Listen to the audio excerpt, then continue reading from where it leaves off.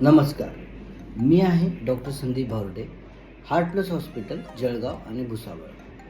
आज आपण डिस्कस करणार आहोत की नॉर्मल पेशंटला अतिउष्णतेमुळे हार्ट अटॅक येऊ शकतो का, किंवा हार्ट पेशंटने उन्हाळ्यात काय काळजी घ्यावी.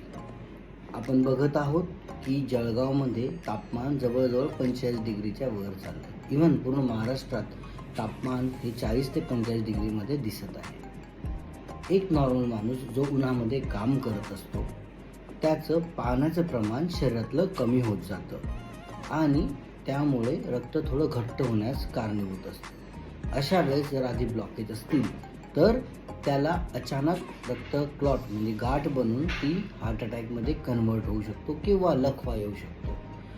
त्यामुळे तुम्ही उन्हाळ्यात खूप पाणी पिणे खूप गरजेचे किंवा तापमान मेंटेन करणं गरजेचं आहे.